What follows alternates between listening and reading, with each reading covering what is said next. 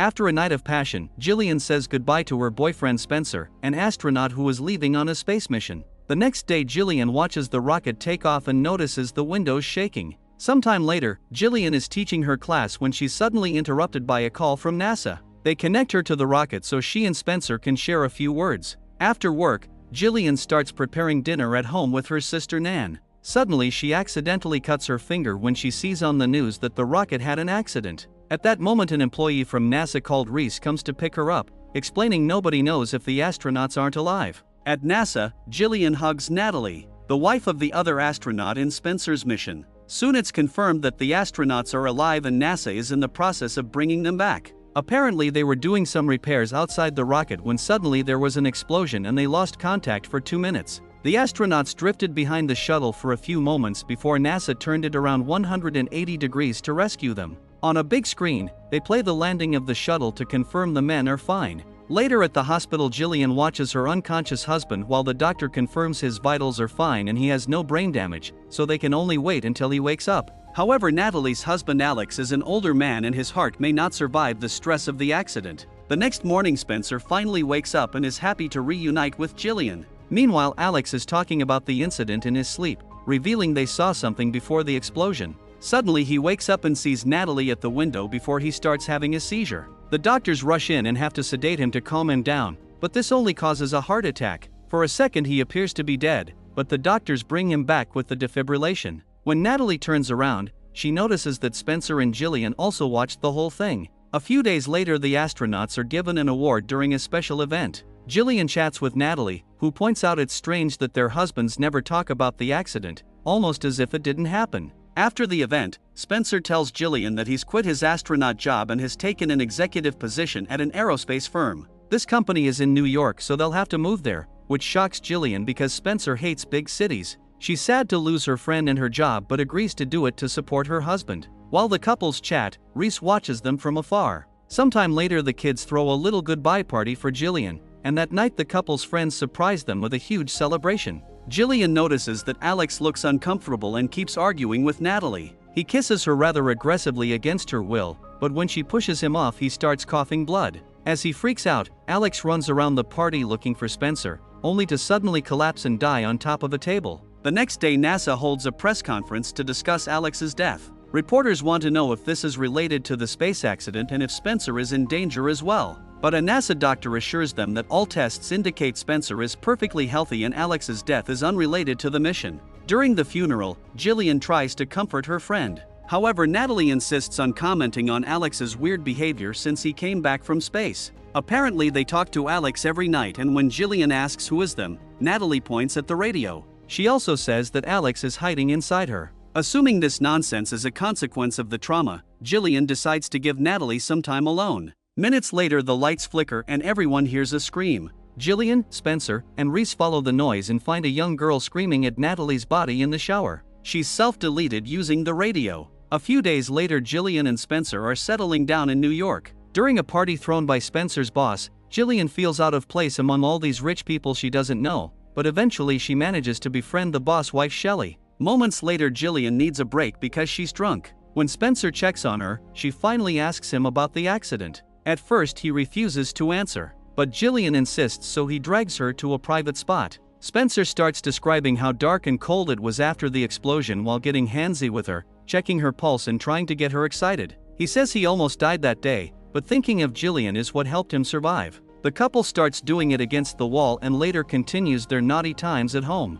𝐀𝐬𝐭 doesn't enjoy it very much because he's very rough, which never happened before. In the middle of the night, 𝐀𝐬𝐭 wakes up alone in bed. She goes looking for Spencer and finds him listening to the radio, which is only playing static noise. When she calls his name, Spencer immediately changes the station to some music. He also apologizes for being rough, blaming it on the alcohol. Afterward 𝐀𝐬𝐭 starts a new job at a school, but she can't shake the feeling something is wrong. Spencer arrives home late all the time and they don't see each other much. Sometime later at school 𝐀𝐬𝐭 takes a test during her break and discovers she's pregnant. However, she isn't happy about it and the same strange feeling haunts her. One night 𝐀𝐬𝐭 and Spencer have dinner with his boss, who talks about mysterious signals in space that humans can't hear and building a ship to find them. Most of the conversation is technical space stuff that 𝐀𝐬𝐭 doesn't understand and she continues to feel out of place. When the couple has a moment alone, Jillian confesses how uncomfortable she feels around these people and points out that Spencer doesn't sound like himself when he talks business. He keeps asking if she's hiding something, so she finally tells him that she's pregnant and Spencer is very happy. The next day they visit an OB/GYN and the couple is surprised to hear they'll be having twins.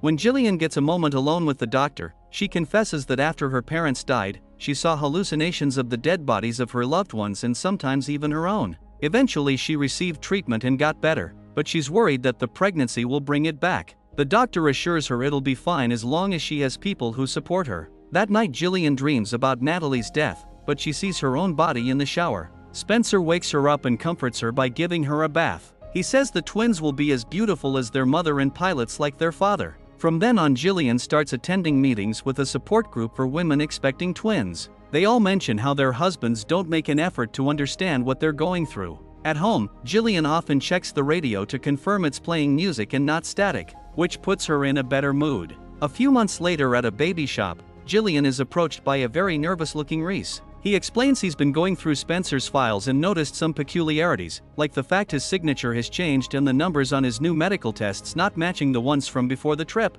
Jillian asks if NASA sent him, so Reese must admit he was fired because the company thought he lost his mind. Getting scared, Jillian tries to walk away from him, but Reese follows her and reveals that Natalie had been pregnant when she died. Now that he has Jillian's attention, Reese keeps going. Spencer's and Alex's suits were supposed to have recorders, yet those 2 minutes are silent, not to mention they were trained to handle explosions. Something must have happened that the astronauts weren't trained for. Reese asks Jillian if she's sure that Spencer is really her old husband and gives her a tape. The moment is interrupted by a cop, who holds Reese while Jillian runs away. At home Reese listens to the recording, which ends when Alex and Spencer see something moving toward them. Getting scared, Jillian destroys the tape and throws it in the trash. Sometime later Nan comes to visit Jillian and hears what happened. Nan thinks they should tell Spencer so he can get in contact with NASA, but Jillian asks her to keep the secret. That night Spencer and the sisters go to a restaurant, however Jillian isn't feeling well and Spencer agrees to go home. Later at the apartment Jillian can't sleep. She talks to Spencer and learns Nan left to have fun on her own, but she can't remember the last time she had with Spencer. When Jillian asks him if he ever thinks about Alex and Natalie, Spencer insists they must leave the past behind and move on to be happy. The next day Jillian calls Reese to ask for more details and learns that Natalie had been expecting twins too. Jillian has a breakdown as she explains she doesn't know if the baby's father is the old or the new Spencer. Reese doesn't want to say much on the phone, so they agree to meet. When Jillian comes out of the subway station, she's shocked to see Spencer approaching Reese and she has to hide. The men chit-chat for a while and Spencer drags Reese to the nearest cafe. Reese manages to drop his bag for Jillian, but before she can grab it, Spencer takes it first. Afterward Jillian goes home and has an argument with Nan, accusing her of telling Spencer about Reese. Nan swears she didn't do it and leaves the apartment in a huff. Furious, Jillian throws a glass at the radio. Then she tries calling the hotel Reese is staying at, but the receptionist tells her the room is empty. The next time she goes to work, Jillian finds a letter from Reese with the key to his storage unit, asking her to be careful. After work, Jillian goes to the storage unit and finds tons of newspaper articles about Spencer. There also are pictures Reese took while following Spencer around the city and a tape with Jillian's name. When she grabs it, the power goes out and she starts hearing someone running through the corridors. Getting scared, Jillian starts desperately searching for the exit and screams when she bumps into someone. But it's just another client turning the power back on. When she gets home, Jillian watches the tape. Reese appears on the screen saying that if she's watching this, it means he's dead. Then he shows her an analysis of the recording of the accident. 2 different lines represent Alex and Spencer, but there's a mysterious third line that at first appears to be static. Reese has managed to fix the static and translated it, so now a shocked Jillian can hear an alien voice mixed with the noise. He's sure that Spencer and Alex's bodies were taken over by aliens, and the ship Spencer is now building with the new company will bring more aliens to Earth. The blueprints show the ship will have 2 computers in the cockpit feeding into each other, meaning the twins are expected to be the pilots. Suddenly Jillian is startled by Spencer coming home, but thankfully the recording is over. Spencer has brought a movie to watch together and when he's about to pop it in, he finds Reese's tape. Jillian convinces him it's just a video with pregnancy tips and Spencer drops it. While they watch the movie, Jillian tries asking Spencer about his work project, but he only says it was a contract for a client and he didn't do much. The couple falls asleep on the couch and Spencer dreams of the mission. He and Alex had been working calmly when suddenly Alex started screaming at something coming closer, causing Spencer to freeze. Jillian ends up seeing the same dream. However, when they wake up, Spencer says he didn't dream at all. The next day, Jillian meets with Shelley, who gives her some medicine that can force a miscarriage. Shelley says it'll look natural and nobody will suspect anything. When Jillian gets home, she keeps hesitating and ends up having a breakdown, so she decides not to take the medicine. Suddenly she sees an image of the twins and falls to the floor in unbearable pain, thinking the babies are punishing her.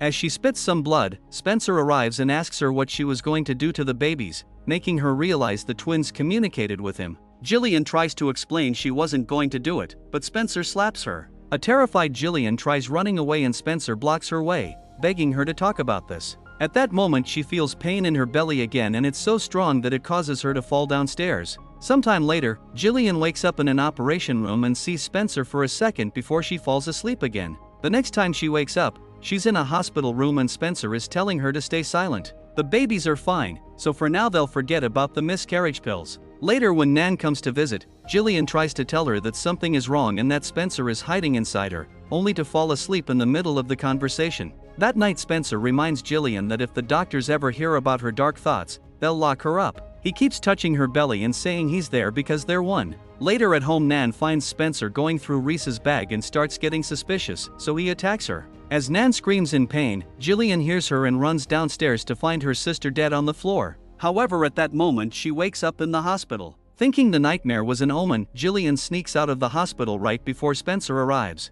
She takes a cab and thinks another car is following her, so she runs off and takes the subway instead. During the ride, she keeps having visions of everything that happened. When Jillian leaves the station, she finds Spencer waiting for her, so she starts running. Spencer immediately follows her home, but she makes sure to get in the elevator alone. He gets in the elevator next to hers and Jillian freaks out because she can feel him through the walls. Once she reaches her apartment, she blocks the door with some furniture and checks every room, but Nan is nowhere to be seen. Spencer pushes the door until he manages to get inside and finds Jillian putting the radio into the water to try to self-delete. He yells at her as he tries to make her see reason, but he's afraid of getting too close because of the water on the floor. At that moment, Jillian sees little wounds on Spencer's hand and remembers that Nan tries to defend herself in her vision, which confirms he killed her sister. When she calls him out, the man finally admits he killed the real Spencer and Nan before announcing he lives in Jillian's belly. Using the power that connects him to the twins, he starts dragging Jillian toward him.